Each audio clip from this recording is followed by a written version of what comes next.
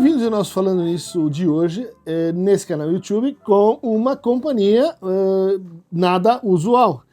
E a minha gata chamada Guilhermina, também carinhosamente apelidada de Mina, em homenagem à irmã de Vincent van Gogh, o grande pintor, impressionista holandês, que, como todos sabem, cortou um pedaço da orelha, né?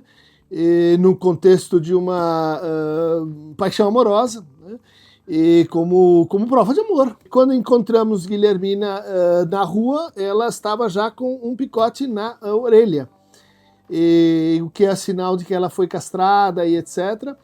E, portanto, recebeu essa alcunha muito querida, a nossa AT, né? Ela foi chamada e bem-vinda à nossa casa para fazer acompanhamento terapêutico do nosso gato anterior, né, já há mais tempo aqui residente, que é o Luke Skywalker, ou conhecido também como Sky, que foi um presente dos meus alunos do Instituto de Psicologia da USP.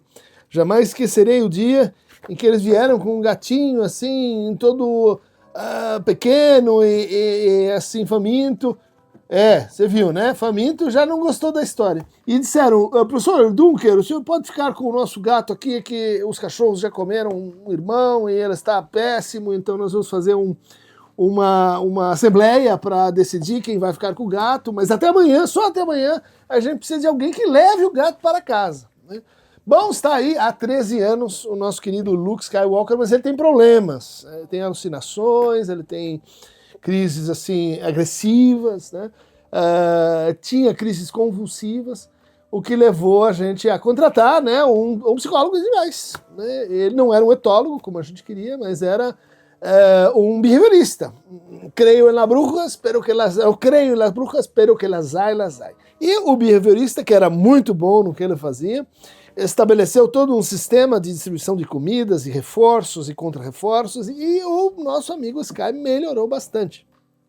Mas não melhorou tudo o que podia, e então o nosso querido behaviorista chegou um dia e disse, olha, eu fiz tudo o que eu podia pelo nosso amigo, mas agora chegou a hora de reforços. Ele precisa de uma mulher. Ele precisa de uma pequena gata que ensine ele a brincar, que ensine bons modos, que ensine que ele não pode ser agressivo sempre. E vocês acabaram de conhecer. Chegou então Guilhermina, ou então Mina. Com a pergunta do If Guasco. Professor, poderia falar sobre hipocondria, medo de doenças e morte? Então, vamos fazer um vídeo hoje sobre hipocondria, né? Uma afecção muito interessante, né, do ponto de vista histórico. E vocês sabem que a gente, na perspectiva, né, de criticar e de renovar, e ao mesmo tempo de mostrar como existe assim, uma certa oscilação, né, nos sistemas diagnósticos, e que, diferentemente de outras áreas da medicina, a gente tem, vamos dizer assim, maior dose de normatividade quando se tratam de, vamos pôr entre aspas, né, porque não são ditas doenças, mas são transtornos, desordens, né, quando se tratam dos transtornos mentais. De fato, a hipocondria era uma doença para o século XVIII extremamente assim, desafiadora, né? E foi no século XVIII que a hipocondria ganhou assim, um grande relevo, né? Filósofos como Kant escreveram sobre a hipocondria. Por quê? Porque nós estamos num momento aí onde estão acontecendo três coisas importantes e isso parece conexo com isso que a gente estuda, que é bom, como é que uma forma de sofrimento, de repente, ela se torna mais visível, como de repente ela se torna mais popular, por que nós precisamos sofrer em determinadas narrativas e em detrimento de outras, em contextos culturais, históricos e de processos de individualização. Então, a hipocondria era conhecida desde 1398, né? Que era designada como uma espécie de dor nas costelas, né?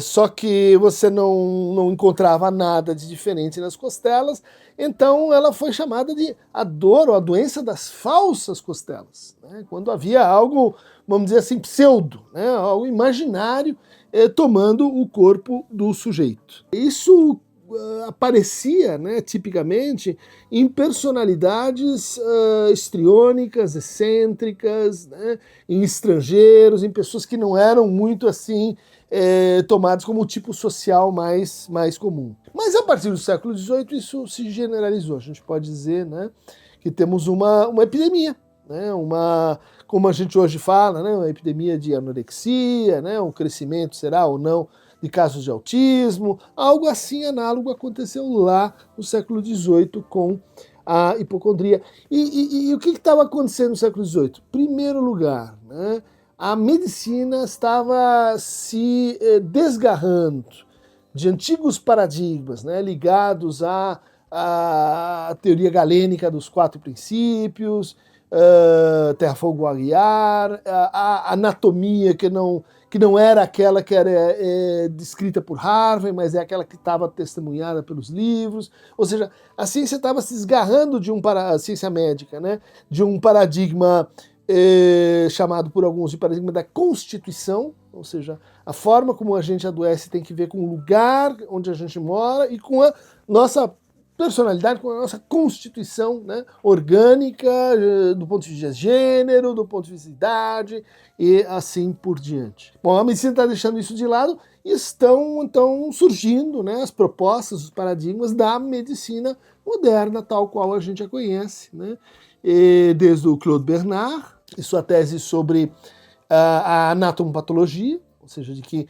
as doenças elas são transformações dos tecidos, né, das células, dos aparelhos, né, ou órgãos do corpo. Elas não têm nada que ver com, vamos dizer assim, com as estrelas, com desequilíbrios, né, de princípios que a gente não consegue verificar materialmente. Então aí surge uma nova concepção, um novo entendimento do que são doenças. E esse entendimento ele vai se popularizar ao longo do século XVIII e ainda mais do século XIX. No final do século XVIII, a gente tem um segundo processo muito interessante, estudado pelo Foucault também, né, que a ideia é o nascimento da medicina coletiva. Ou seja, de que o Estado, de repente, ele começa a se preocupar com a saúde das populações, né? Ele não atribui mais o cuidado com a peste para as religiões, né, para as soluções locais, porque ele percebe, o Estado moderno, que se ele não se ocupar de deter as epidemias, ele pode se tornar frágil, vulnerável do ponto de vista da sua soberania política, né? Ele pode, por exemplo, enfraquecer seu exército, ele pode ter assim, uma rebelião popular. Então é importante, veja só, cuidar e proteger, né? A gente tem uma pergunta justamente sobre esse ponto. Bom dia! Proteção e controle. Uma dúvida, qual a diferença entre pais controladores e pais protetores? Olha, muito antes dessa questão, a gente tinha lá, né? Quer dizer, qual a diferença entre um Estado que aparece, né? Quer dizer, protegendo você, protegendo as famílias, como era o caso, né?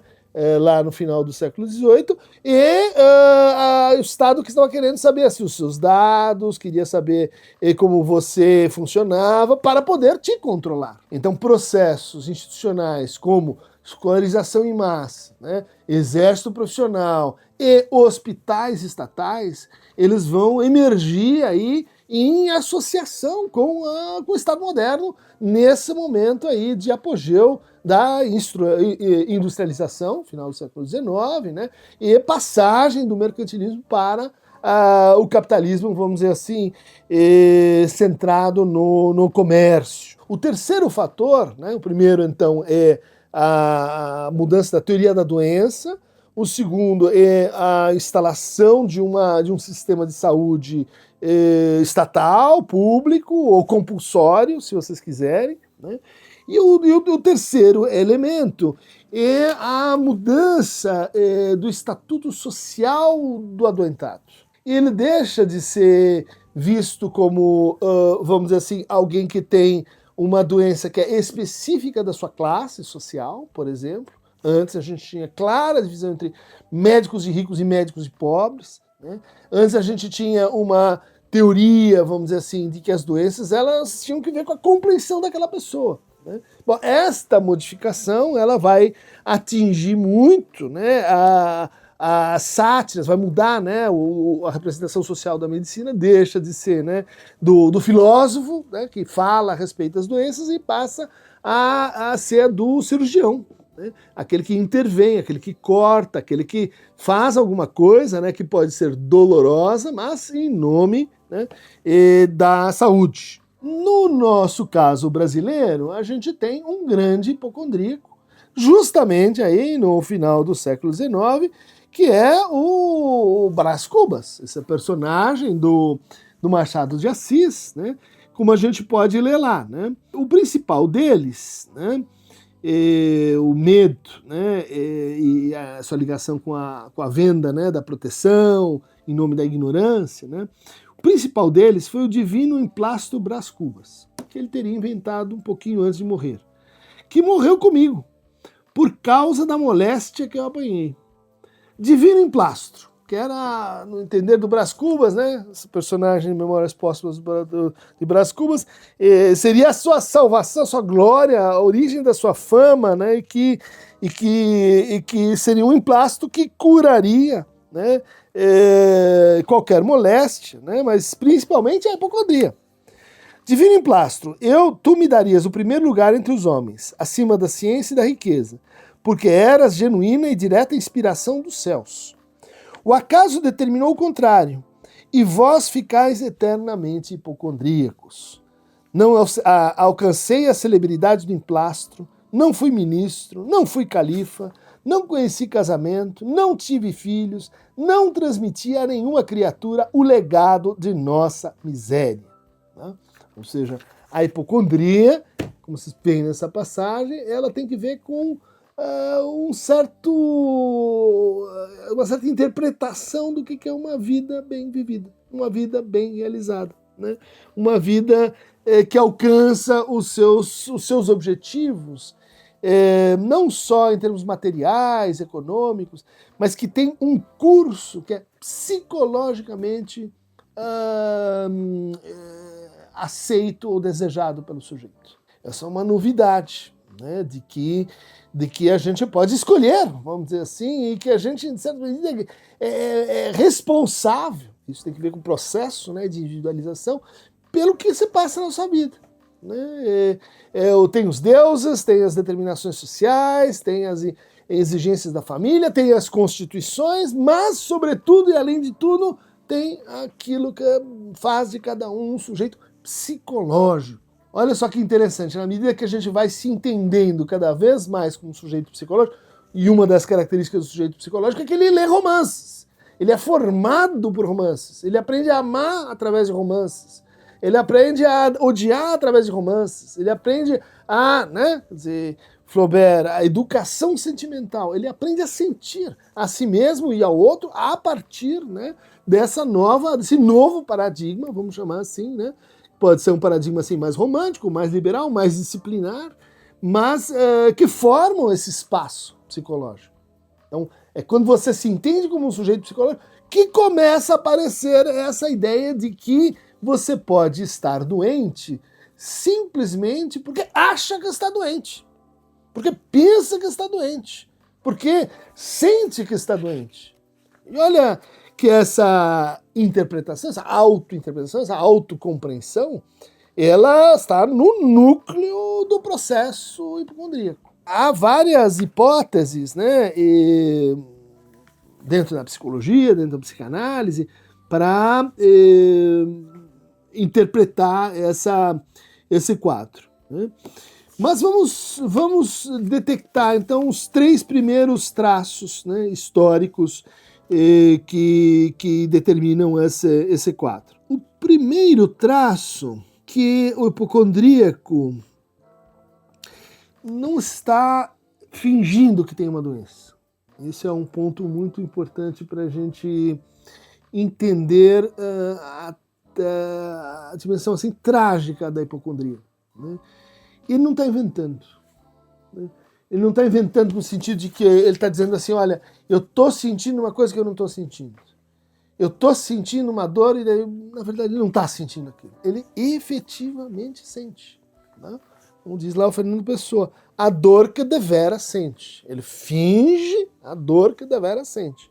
Por quê? Porque tem uma alteração, né, nessa relação entre verdade e ficção, entre verdade e mentira, entre verdade e engano, quando a gente entra nesse terreno da hipocondria. Muito frequentemente, o que a gente tem é que são pequenas alterações, sensações cutâneas ou proprioceptivas, geradas por uma espécie de dobradura, né? Por uma espécie de ênfase exagerada, né? Da atenção sobre o próprio corpo. Olha lá, outro traço de modernidade subjetiva, né? Prestar atenção à sua imagem, prestar atenção ao seu próprio corpo, cuidar do seu próprio corpo. Bom, isso implica, né, um processo que o Freud vai descrever metapsicologicamente no seu estudo sobre o narcisismo, onde um dos exemplos que ele dá de narcisismo, uma das razões para a gente introduzir a noção de narcisismo em psicanálise, é o ficar doente, é a doença orgânica.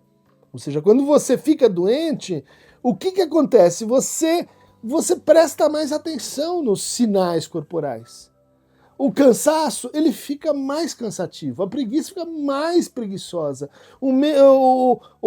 aquela pequena dor fica mais intensa, aquela hipersensibilidade vai aumentando. Por quê? Porque isso é um efeito de, vamos dizer assim, feedback, de intensificação de atenção. É como se o hipocondríaco ele pegasse algo que está na cultura, ou seja, presta mais atenção ao seu corpo, inclusive para cuidar dele em termos de saúde, e exponenciasse isso para uma sensação de paranoia, de perseguição, de que há algo em meu corpo que eu não conheço. Há algo em meu corpo que trabalha silenciosamente. Há algo em meu corpo que é uma doença que eu tenho, mas ela, no limite, não dá sinais claros. Ela engana. Então veja só, não sou eu que estou te enganando, não sou eu que estou mentindo, mas é a própria coisa. E isso costuma alterar verdadeiramente, né, ritmos cardíacos, ritmos de sono, ritmos de digestão, gástricos, ritmos alimentares. Né? Ou seja, é como se a tua preocupação, ela no começo está orientada pela própria fixação da atenção e em seguida você tem de fato a aparição de um fenômeno. Né? Você tem de fato a aparição de uma dor, uma sensação desagradável, um sentimento difuso e às vezes de uma formação especificamente assim patológica. Por isso até 2013, né, a hipocondria fazia parte dos transtornos somatoformes, ou seja, ao lado do transtorno conversivo, que é a absorção pelo DSM da conversão, né, do sintoma conversivo histérico, do transtorno dismórfico corporal, né, que é aquela pessoa que tem uma variante da hipocondria, mas ainda não é ela, né, que tem uma sensação de que há algo errado com o corpo, né, ou que ela percebe o corpo de uma maneira diferente de como os outros percebem. Né? Estão vendo aí, né, a ideia de como no hipocondríaco existe um processo de fechamento subjetivo. Né? Daí a aparição da hipocondria em associação com estados de isolamento, de solidão, de falta de contato com o outro, de ausência, né, de circulação de afetos, de alexithymia, né, uma série de sinais que vão acontecer também, né, nos processos somatizantes ou somatofórmicos, né? Como a gente tem um vídeo aí, os processos envolvidos na fibromialgia, na dor crônica e assim por diante. O último grupo, né, de patologias nos quais a hipocondria está ligado são os transtornos factícios, né, que é um grupo muito pouco estudado, não vou dizer que não é muito pouco estudado, porque tem grupos, especialmente aí em 2010, nos Estados Unidos, que se dedicaram bastante a essa matéria. Mas não é um quadro muito popular, vamos dizer assim. Né? A síndrome de Ganser, né? E a síndrome de Munchausen. Munchausen era esse personagem da folclore alemão, um barão, né, que caminhava pelos principados aí no século XIX, veja só, nessa mesma época, né? E ele apresentava suas proezas de uma forma muito inverossímil, né? Então, o caso mais típico é quando o cavalo dele entra numa poça de areia movediça, e daí ela está perdido, e daí o que ele faz? Ele pega os seus cabelos e usa sua incrível força para se levantar, né, do poço de areia movediça com o seu cavalo. Ou seja, simplesmente impossível que alguém consiga fazer isso segundo as leis da física. Mas olha só como a imagem é interessante, né? É a imagem de alguém que está, num certo sentido, mentindo, né? Mas num outro sentido, numa situação extrema, né? Vai ser sugado, vai morrer, tem areia movediça, e que conta isso de uma forma, vamos dizer assim, a amealhar para si fama ou admiração. O que sugere, e vários estudos confirmam isso, que nas hipocondrias a gente tem algum transtorno associado com o reconhecimento. Tanto o reconhecimento de si, quanto o reconhecimento que eu tenho do outro, quanto a possibilidade de reconhecer o reconhecimento que o outro me dispensa, né?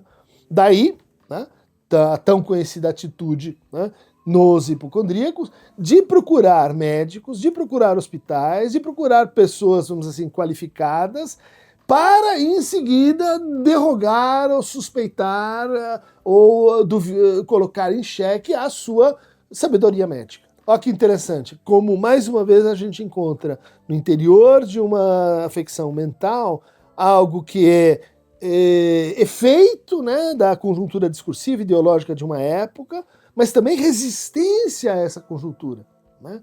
O momento em que todo mundo tem que ir para o hospital, todo mundo tem que sofrer do mesmo jeito, todo mundo tem que ser tratado do mesmo jeito, todo mundo tem que ser controlado do mesmo jeito. Aparece uma síndrome que diz assim, não, mas eu não sou como todo mundo. Vocês não vão conseguir me tratar, vocês não vão conseguir me curar, vocês estão me enganando.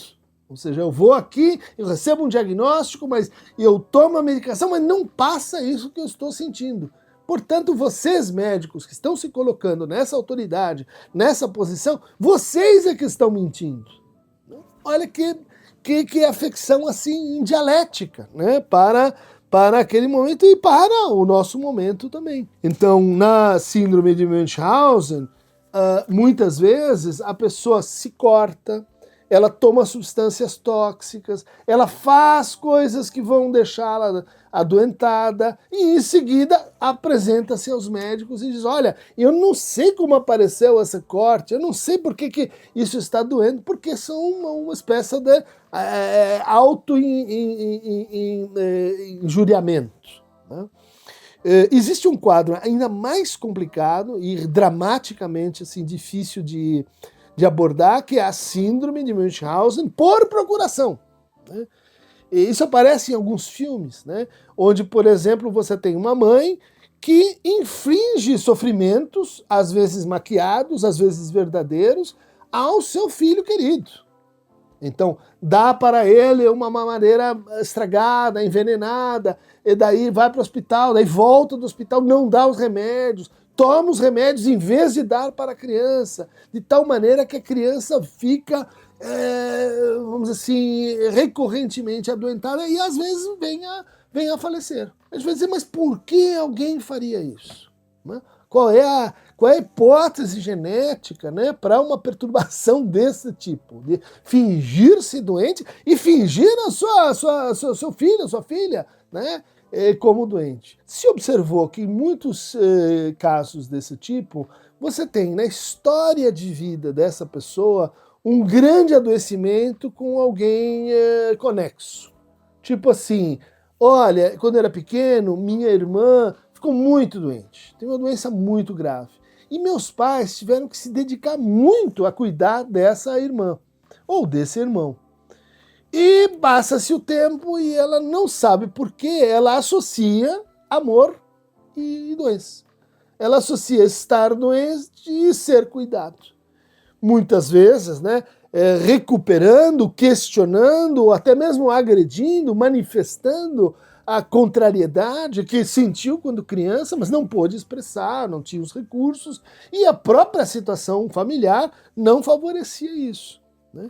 Então, tanto situações em que a criança adoentada fez parte da história de vida desse sujeito, quanto situações em que o pai, a mãe, os seus figuras cuidadoras, eles mesmos adoecem, né? Invertendo a relação, então, que seria assim, a relação primária, em que nossos pais cuidam da gente. Bom, tem muitas situações em que crianças, inclusive crianças pequenas, se veem simbolicamente ou imaginariamente responsáveis pelos seus pais que adoecem, né? Em situações de menos recursos, em situações, vamos dizer assim, de privação, em situação de dificuldades de sobrevivência, a gente vai encontrar isso muito frequentemente. O que estou dizendo?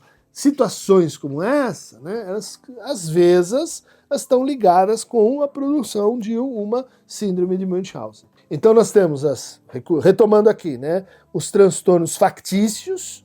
Câncer é quando o sujeito diz que está... Aí ele está mentindo. Ele está mentindo, mas por motivos assim, ele não quer pegar o serviço militar, então ele diz que ele tem uma doença. Ele não quer ir para a guerra, então ele diz que ele tem uma doença. Ele finge algo que começa a entrar assim, numa espécie de convicção que nem ele mesmo sabe se é aquilo mesmo ou não. Mas aí tem um contexto, vamos dizer assim, instrumental ao qual ele está respondendo, né? Na síndrome de Munchausen, não, é outro caso. Mas essas são as factícias, né? E a gente viu também os transtornos, o grupo dos transtornos conversivos, o grupo dos dismórficos corporais, o grupo dos somatizadores e o grupo da dor crônica. Vejam, a hipocondria parece um pouco com cada uma dessas coisas, mas é outro quadro, né? Então daí a dificuldade de abordá-lo. Porque na hipocondria verdadeira, eu vou mobilizar para vocês 2 ou 3 hipóteses, né, de o que pode estar acontecendo. E eu digo isso a partir desse trabalho, né, que é um trabalho que faz uma compilação histórica de textos e hipóteses sobre hipocondria, né, da Eisenstein, Fine e Praguier. Nós somos os organizadores, saiu pela Escuta Hipocondria. Também estou levando em conta o trabalho da nossa querida amiga, né, já assim consagrada, né, como uma referência nessa área, fez o seu doutorado com Pierre Fedidas sobre hipocondria e que publicou esse livro. Publicou outras coisas, mas esse livro é particularmente interessante, chama-se Corpo, da Maria Helena Fernandes, né? Onde ela vai também tematizar, né, essas hipóteses sobre a hipocondria e sua ligação com a melancolia. Além disso, tem esse trabalho, né, que organizei com Tati Assad e Heloísa Ramírez, né, chama-se A Pele como Litoral, Fenômeno Psicossomática e Psicanálise, onde a gente arrisca ali uma espécie de localização da hipocondria, né, entre os transtornos que a gente divide, né, os transtornos da carne, ligados à carne é a versão, vamos dizer assim, do real, né, do corpo, o corpo enquanto estrutura simbólica e o organismo enquanto estrutura imaginária. Então, a hipocondria, ela faz borda com essas outras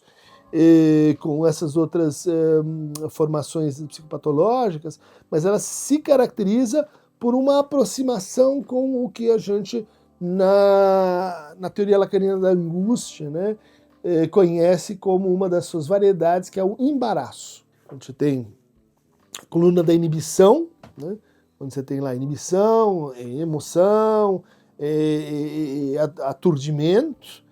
Você tem a coluna do simbólico, onde você tem o impedimento, onde você tem o sintoma e você tem o acting out. E você tem a coluna do real. E na coluna do real você tem, no confluência do real com o imaginário, um embaraço, né? E depois tem o passagem ao ato, e depois tem a angústia propriamente dita, a angústia, vamos dizer assim, isolada, né, ou pura. O embaraço, ela é aquela atitude, né, ou aquela experiência subjetiva em que a angústia assume uma dimensão atmosférica.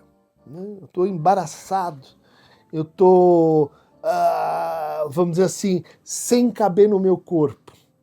Eu estou assim desconjuntado em relação ao meu corpo. É como se ela não correspondesse à minha vontade.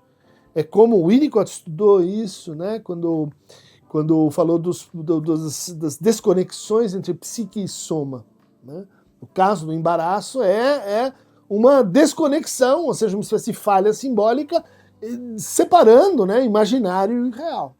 De tal maneira que você tem, de um lado, né, a produção de significados e sentidos, as teorias sobre adoecimento, e do outro, aquele ponto que não cessa de não se inscrever, ou seja, de que não cessa de não entrar no campo simbólico, e quando entra é bom imediatamente tomado, levado para o imaginário. De tal maneira que o sujeito não consegue barrar, né?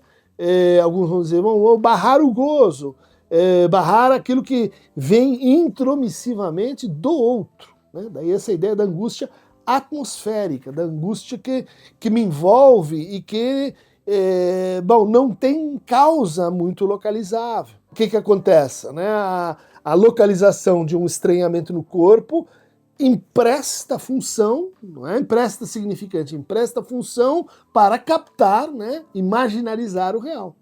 E aí essa função de imaginarização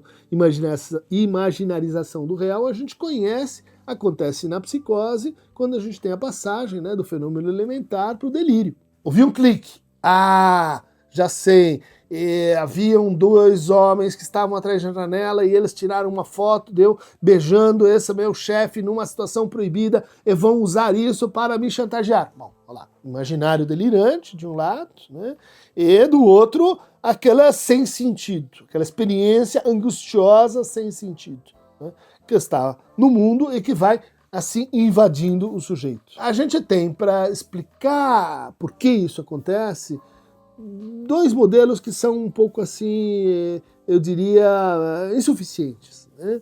O primeiro modelo, ele vem das chamadas neuroses atuais. E é dessa maneira que o Freud fala da hipocondria. Né? Ele tem vários momentos, né, uma teorização sobre a hipocondria. E para ele estaria ligado justamente o quê? A libido. Mas uma libido que, em vez de circular, né, do sujeito para o outro e do sujeito para o sujeito, ela entra numa espécie de estase, né, de lagoa, ela empoça, né, ela para de ir e vir, e isso formaria o que ele chama de toxina sexual. Né? A expressão é curiosa, ela é interessante, né? Quer dizer, a sexualidade, parece bem intuitivo, quando ela não se exerce, ela não escoa, ela gera o quê? Inquietude, irritação, mal-estar, justamente o Freud diz, então, isso que é angústia. Angústia, então, é toxina sexual acumulada. Ele vai mudar essa teoria. Essa é uma teoria que acontece lá no começo, né? E ela tem a ver, vamos dizer assim, com a prática sexual atual do sujeito. Ela tem que ver com como o sujeito lida com seus prazeres. E, de fato, quem atende hipocondríacos acha isso muito curioso. Como há uma espécie de cultivo, né, de prazer em falar do seu adoecimento, em se esmerar nos detalhes do seu adoecimento, em contar para um e para outro o seu adoecimento. E daí você diz assim, não, mas como é que anda a sua vida relacional pobre? E a sua vida sexual zero? E o seu interesse por outras formas de prazer, sei lá, esportes, teatro, não. O que me importa, o que me preocupa é que eu estou doente. Ou seja, tem um recuo da libido para o próprio sujeito, que é algo que a gente encontra em outras situações clínicas. Né? O adoecimento orgânico, então qual que é a ideia? No começo, talvez essa pessoa teve um adoecimento orgânico, e a libido voltou narcisicamente para o eu. Só que, na sequência, se formou, então, uma zona erógena, uma zona esterógena, uma zona de somatização, e esta zona, ela, vamos dizer assim, fica acumulando a toxina sexual e produzindo, vamos dizer assim, uma parálise, né, uma suspensão da circulação libidinal. Isso é uma possibilidade. Portanto, o tratamento da hipocondria passaria pela diversificação, pela qualificação, pela reconexão, né, com outras modalidades de prazer. O que é muito difícil, porque a atitude em geral da pessoa quando ela já está hipocondríaca, né, ou seja, isso vai se formando ao longo do tempo, e muitas vezes isso vai se formando em parceria, olha lá, vamos dizer isso de novo, com a demanda social, né? Então, a doença toma conta de si, tome vitamínicos, cuidado com os germes, vacina, faça isso, faça aquilo, e bom, a pessoa pega aquele discurso, e a gente já viu, em geral, são sujeitos que têm uma certa dificuldade vinculatória, e dizer, eu vou me vincular nesse prêt-à-porter desse discurso sobre o adoecimento. E aí eu posso migrar de uma doença para outra. Por quê? Porque eu, no fundo, estou compensando modos de ligação com o outro, né? Modos qualitativamente mais complexos. Então, esse é um modelo, né? Modelo chamado das neuroses atuais. Seriam 3, né? A neurastenia, ligada com a neurose obsessiva, a histeria, ligada com a neurose de angústia, que é o que hoje a gente chama de pânico, e a hipocondria, que estaria ligada com o que acontece em uma outra situação em que a libido volta para o eu, que é a psicose. Então, a hipocondria seria, vamos dizer assim, um estado psicótico ou uma maneira algo psicótica de lidar com a castração, com a finitude, com a sexualidade, com algo, principalmente algo de natureza traumática, né? Porque vários hipocondríacos ou já estavam nesse caminho, ou são, vamos dizer assim, intensificados na sua hipocondria por um evento traumático, né? Uma batida de automóvel, um assalto com ferimento, retorna da guerra, né? Muitos estudos sobre hipocondria estavam conexos com as neuroses, chamadas neuroses de guerra, né? Em que justamente o sujeito podia ter originalmente uma doença orgânica, mas depois é como se ele não saísse do discurso que aquela doença orgânica produziu, envolveu, né, mobilizou nele. A segunda variante para pensar a hipocondria, ela vem do sonho. Vem da hipótese de que o hipocondríaco ele produz uma espécie de empobrecimento da função da fantasia, né? Um empobrecimento da capacidade imaginativa, uma espécie de empobrecimento do trabalho do sonho. Vocês lembram que o sonho é um trabalho, né? um trauma, Arbeit, ele vem do presente, vai para o passado, elabora aquelas lembranças, aqueles desejos retidos e cria imagens daqueles desejos transformados, deformados, mas realizados ao modo da imagem. É possível que na hipocondria a gente tenha um problema no processo de figurabilidade, né? Ou seja, na passagem do pensamento para imagens. Daí que muitos casos de hipocondria sejam associados com neuroses obsessivas, né? Sejam associados com pessoas que já pensam demais, já se concentram excessivamente, né, numa atitude assim racionalista, cognitiva, controladora diante da vida e dos outros. No fundo, o que você está descrevendo aí talvez não seja isso, mas seja uma espécie de dissociação ou desaparelhamento entre pensamentos e afetos. Quando isso começa a acontecer de forma mais e mais regular, né, em vez de afetos, o sujeito sente o quê? Sensações, empfindungs, né? Sensações corporais. Deixa eu dizer, mas o que é então essa dor que o hipocondríaco deveras sente?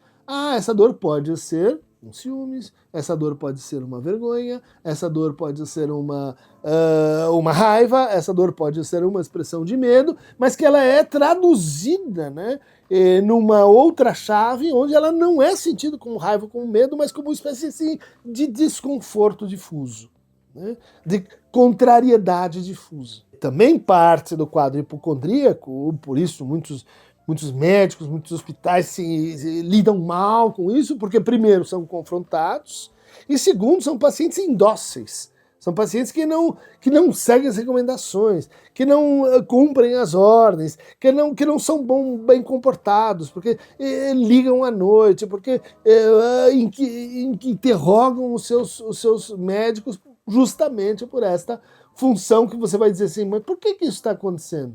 É como um delírio. Lembra que o delírio para o Freud não é um fato negativo, né? O delírio é uma tentativa de cura. Então, quando o hipocondríaco volta, vamos dizer assim, a cena do crime, quando ele insiste pedindo mais medicação, quando ele questiona o médico e diz, não, eu acho que esse antibiótico não é bom para mim, o outro é melhor, o que ele está fazendo, assim, indiretamente, é reconectar-se com o outro e tentar ativar ou melhorar, né, a sua função de fantasia, né, a sua conexão entre pensamentos, imagens, afetos. Então é isso aí, gente. Hipocondria é um bicho feio, né? E quando a gente pega na clínica, você sabe que isso não passa rápido, não é timbum, é demorado, porque é demorado para criar, né? E que depende de certas condições que às vezes a análise não consegue produzir, né? Depende muito do manejo de transferência, depende muito, né, de um certo trabalho elaborativo, mas depende de certas novas experiências que aquela pessoa precisa se produzir. E muitas vezes, porque ela se considera um mero adoentado, um mero impotente, alguém que está assim deficitário na vida, ela não busca, nem se abre, nem se permite. Nesse caso, pede ajuda para o Aqueronta.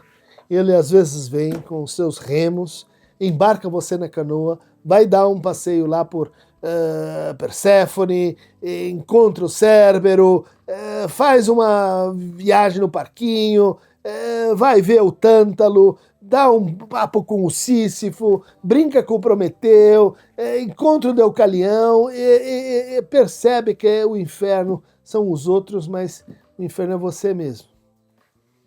Tchau, tchau, como outro.